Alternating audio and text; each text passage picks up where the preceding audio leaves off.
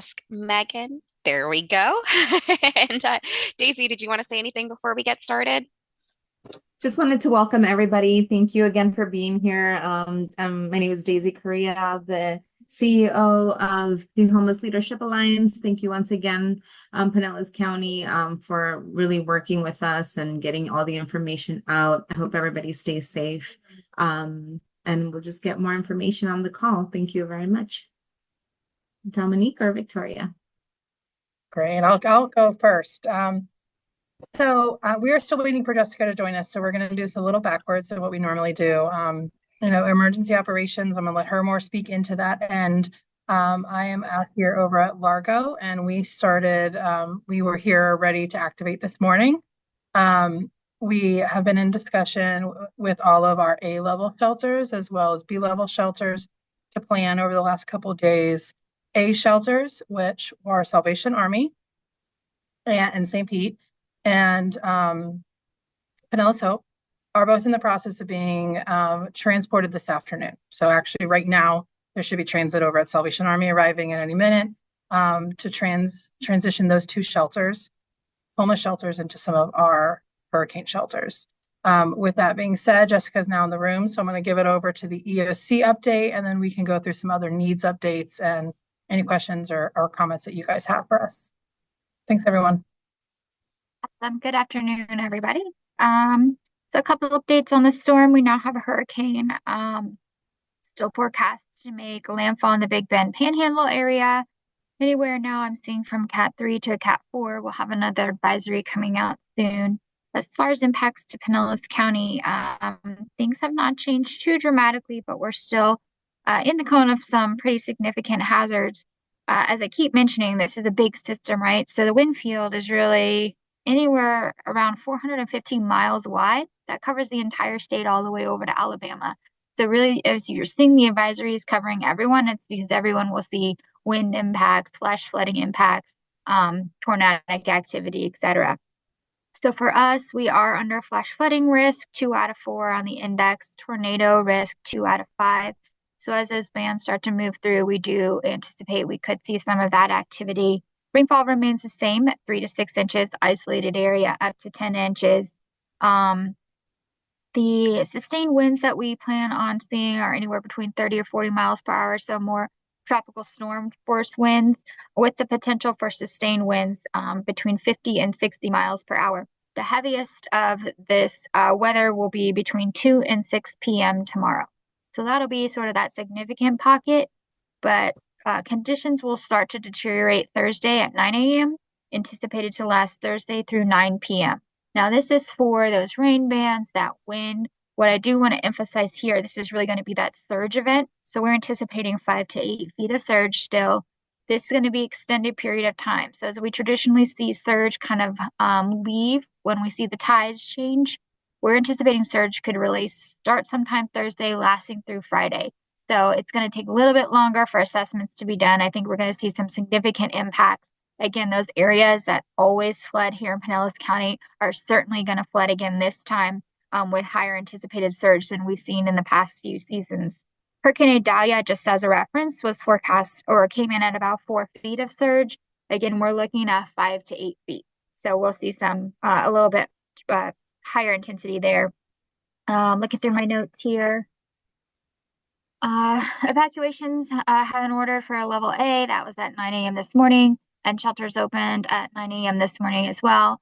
Not sure if Dominique covered this, but we have 6 shelters open, and that includes 3 special needs and 3 pet friendly. We're starting to see population on that, about 175 total census so far, but we anticipate that'll continue to grow as people get their preparations in for their homes and then start their evacuation plans. Any questions for me?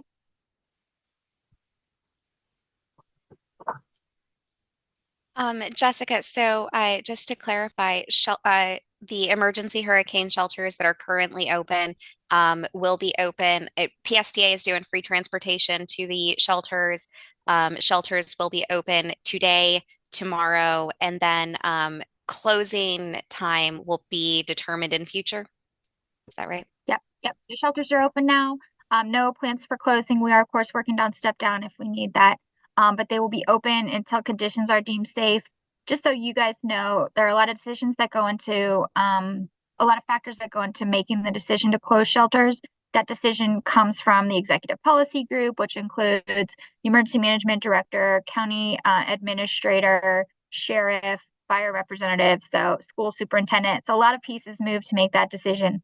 Some of the factors they have to consider are, is our conditions safe, right? Are roads cleared? Are hazards still available?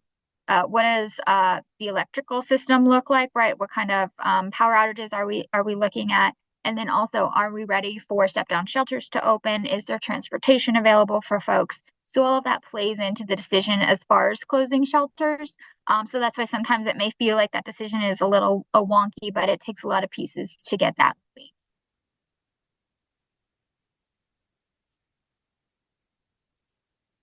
All right. Well, thank you guys.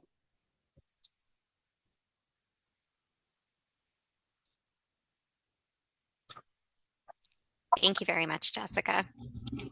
I know I Are there appreciate any, that update. are there any other additional questions? Now's your time. Direct access to EOC. Dominique, I was just curious about for the street outreach for like calling clients and stuff like that, were they given like information that they're pushing out to all their clients?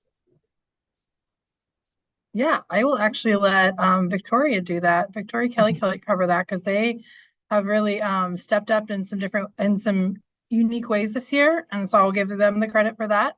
I will say something I said right when I got on the meeting this morning is they actually put a specific flyer related to this incident in the chat earlier, but we actually had people coming in with that flyer here, so I think that directly speaks to the impact of that, as well as the blue flyer card.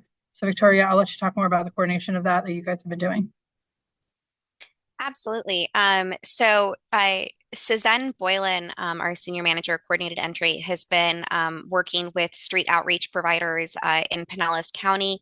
Arrow Todd should be on that list, trying to make sure that the county is covered for outreach and education. HLA staff is out there today filling in some of the gaps.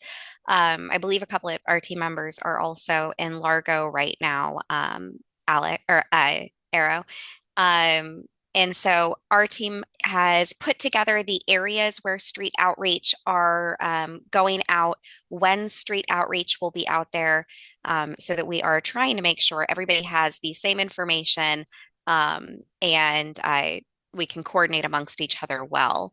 Arrow, if for some reason, I'll double check with Suzanne right now, but if for some reason Todd has not been included in that, please let me know and we'll make sure that he does get added. But I'll check with Suzanne right now. Okay, I can check with him. I just wasn't sure because he reports to somebody else during the storm now. He's not under me during the storm. So, but he's there with Dominique too, so I'm sure he's got plenty of information headed his way. I just didn't know overall for the system if we're all sharing the same message. So that's great. Wonderful. And I definitely appreciate that. And on that note, if there are any providers who don't typically do outreach, but are doing outreach because of the storm, please let us know if you would like to be included in that general outreach chat that we have going on right now. Because again, we're just trying to make sure we're well coordinated that way. Yeah, I will also add that some, agencies have already made the determination to pull staff. So that was also part of their kind of needs assessment with determining where people were going. I've also spoken with Helen directly, is trying to fill some of those gaps through their community, as other teams are available or not available. So again, thank you everyone for your work and coordination on that. Dominique. Yeah. This is Heidi from Daystar. I just want to thank the efforts. This morning we had odd hours this morning because of the storm. And this morning we had quite a few people come in that were given notice at their kids' school about our hurricane kits and preparation tools available, because of the notice that Victoria's and all you guys sent out. And we really appreciate that. We were able to help a lot of people today that we wouldn't have otherwise been able to reach. So thank you. Great. Love that. Love that feedback. That's what we want to hear. You want to hear the positives and the negatives, but right now we're staying on the positives. We'll work on the growth areas after, right? But as we keep evolving through that, I thank you for mentioning that. So I'll pivot back to the shelter kind of coverage, the some of our homeless shelters. Pull my spreadsheet up real quick. So sorry. Okay, so I just wanted to I think more tomorrow we'll kind of go into what are the needs as we reopen. But last I spoke with majority of our shelters, they were kind of, we're good where we are. We will reach out if we need anything. I have not heard feedback as far as anything's changing. I will go ahead and say that, Zone A's, they're being evacuated today, Pinellas Hope Salvation Army, in process right now. And then HEP and Safe Harbor, they have some B areas, and as of this time are also staying in place. If there's any changes to the forecast, we can make that determination, and we will get that, be able to move forward with that. As far as our other shelters, everyone's staying in place. Have there been any changes and identified needs, questions, anything that we can either be working on or work to address feedback on? Dominique, this is Victoria. I was going to reach out to you after the meeting, but since we're having this conversation now, Pinellas Hope did identify a need or a potential need for water and lunches on Friday. Yeah, we had already had that need identified for MREs and waters. We have typically supported that with every operation on that returning, and we will be gauging that. We don't know when the shelters will be closing yet, so yeah, we'll be supporting that with MREs. But thank you. Water, and we have to do MREs is what we have available to us. Perfect. I believe I saw Teresa's hand raised, and then also I see Karen. So Teresa, I'll let you. Thanks, Dominique. I hate to be the outlier, but I'm wondering about those that are living unhoused who may be designated as sexual offenders. Will Safe Harbor be accepting them? Because I imagine most of the emergency shelters, because they're housing families and children and all those kinds of things, that they're probably not welcome there. But we certainly don't want them to be in harm's way either. So I'm wondering if Safe Harbor is on the meeting, and if I know they typically give them limited times to be there, but I'm wondering if there's some exception being made in this instance. And that's a great question, Teresa. We have Jessica from EOC as well as Karen, and Haish is on here as well that can maybe speak to that. So the question, Haish, thank you. Yeah. So anytime all sexual offenders and predators are monitored by the Pinellas County Sheriff's Office Sexual Predator Offender Tracking Unit. If they complain to seek shelter, they're being directed to the Lellman site, to the Lellman evacuation shelter. I couldn't hear Zach. I'm sorry. Oh yeah, Teresa. Any sexual offenders, predators that call in to the spot unit or call in here are being directed to the Lellman evacuation site. That is what was drawn up a couple of years ago, and as far as I know, that has not changed. Thank you.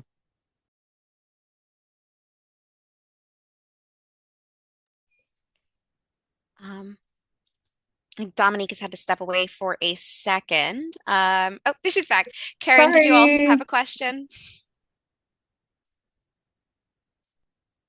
No, sorry. I was just going to repeat what Dominique had already said. So usually with Pinellas Hope, we stay in communication with them post-storm.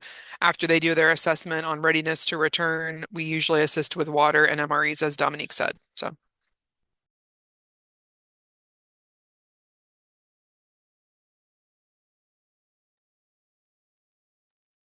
Right. Any other questions or needs at this time? Yes, ma'am. I think I'm seeing in Teams that Helen is at St. Vincent de Paul, and they have 7 people there that need help getting to Gibbs and 1 to John Hopkins. So I don't know if that's already been lifted up or not separately. So when I spoke with John, or I texted with John earlier, that PSTA is free. And so that is the arrangements that we had. There was not any specific request to try and transit people from St. Vincent de Paul. One of them is in a wheelchair and need assistance. Is it an option for her Yeah, or any other assistance for her? sorry guys, I was gonna get out and then walk over, but then I thought, let me get back in. Thank you, Amy, for because we are actually outside of St. Vincent de Paul. This is our last stop of the day, and there are 7 that are here that need to get there. Even though PSTA is free, it is not. They are not redirecting the routes. And so to get from here to there would take a couple of buses, and we have some that are a little confused and not able to navigate the bus system. And then we had one that was sitting at the bus stop. The one that needs to go to John Hopkins, she's in a wheelchair, was at the bus stop for 3 hours this morning, and not able to get to where she needs to get to. So we won't leave her here until we have that. We make sure that that's set up for her. Okay. So if you are there, then we'll take it on a side conversation, and we can Right. let's figure out what's going on. I will get, just as everyone is an FYI, PSTA did have to resend that information out, that transit was free, that there was on a cutoff time today, as long as they're mentioning that they were needing a ride to the shelter. But I understand the long route and needing that, and as well as the wheelchair need, because there's only so many wheelchair spots. So being able to get access to that. So Karen, I see your hand raised. Yeah, I was just gonna say maybe Dominique, Helen, and the 3 of us can get on a call after. PSTA is right behind me at EOC. So let me see if we can figure out a direct route for the 7 plus the wheelchair individual. So let's just hop on another call, a quick call right after this, see what we can figure out. Great. I thought someone else had their hand raised. I think they put it down though. Yeah, that was me. This is Yes. Trish Collins at PSTA. Trish. So I just wanted to offer to be a bridge to get you connected to the right people who can help. But it sounds like, Karen, if you're there with EOC, you're already connected in with those folks. So I'm sure we'll be able to work something out. She's literally talking to them right now. Perfect. Thank you. Sure, they're back to back over there at the EOC. So great. All right. That's why we're here. That's what this is for. Any other questions? Comments? Okay. Well, hearing none, I don't want to take away your time. Please reach out. Let me know if you have any questions or concerns. As of right now, we still have our call tomorrow scheduled at 1 p.m. Again, for this sort of status update. Hopefully that's, the brunt of the storm is really supposed to be coming tomorrow. So we'll see what that looks like. There will be an email kind of status update towards the end of the day. It will probably be after 5 though, because we get updates at certain times of the day, and so we want to give you the best update. So Jessica puts most of that update together for us at CoC, then adds and sends that out as one good large message for all of you all. So we try to give you the best update when we can, as quickly as we can. But appreciate you all. I hope you have a wonderful day. Dominique, did you Yes, see ma'am. that somebody just put something in the chat regarding another person that's in a wheelchair at Publix, I believe it said. Okay. Yeah, I see, Erica. I see it now that you pointed it out, because there's just too many windows and people going on here. But yeah, Erica, you should have my number or access to my number. So why don't you give me a call? We'll figure that out and see, making sure that Largo's the right spot for him too. Thank you. Give me a call. Thank you, Dominique. I'll call you as soon as we're done with this. Okay, thank you. Thanks. Stay safe, everyone. Before we jump so off, sorry. You're okay. Before we jump off, I just want to remind everybody, if there is anybody you think should be added to these calls, to the provider update emails that we send out, please send us that information so that we can make sure everybody has these resources and the opportunity to come and meet. If there are community members you would like included in our general updates, please also send us that information. We will only be adding them to our hurricane updates. We're not adding them to our mass email list. So please let us know if you would like us to help with that outreach as well. And then, of course, let us know if you need anything. And Daisy? Victoria? Thank you, everybody. Yes, Yeah, yes, Teresa. One organization that came to mind, I don't have their contact information any longer, is Reach St. Pete. I don't know if they're part of this discussion or not, but I think Alexia Morrison would be someone to add. I sincerely appreciate that. They are included in our email distribution list, but since you've mentioned it, Teresa, I will double check that Alexia is included in that just to make sure that they are invited. Thank you very much. And anybody else, please let us know. Okay. Well, thank you, everybody, and stay safe. You take Thanks care. all. Bye-bye. Bye. Thank you all. Thank you all.